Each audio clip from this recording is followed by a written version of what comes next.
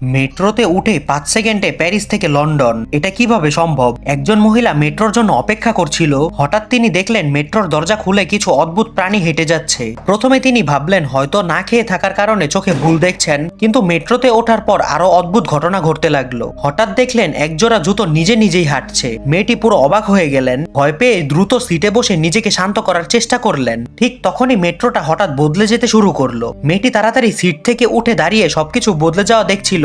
টানা অনেক সময়ের পরিবর্তনের পর সাধারণ বগি একেবারে লাক্সারি জায়গায় পরিণত হলো। সবকিছু একদম ফার্স্ট ক্লাসের মতো। মেয়েটি কিছু বুঝে ওঠার আগেই সিট বেল্ট তাকে আটকে ফেললো। তারপর মেট্রোটা হঠাৎ খুব দ্রুত গতিতে ছুটতে শুরু করলো। মনে হচ্ছিল আলোর গতির থেকেও দ্রুত। বিশ্বাসই করা যায় না, মাত্র 5 সেকেন্ডে প্যারিস থেকে লন্ডনে পৌঁছে গেল। তারপর মেয়েটি মেট্রো থেকে নেমে আরো এমন সব অদ্ভুত জিনিস দেখতে থাকে, তাতে তার মাথা সম্পূর্ণ নষ্ট হয়ে যায়। মহিলা একদম হতবাক হয়ে যায়। এটা কি স্বপ্ন নাকি বাস্তব, সে কিছুই বুঝতে পারছিল না।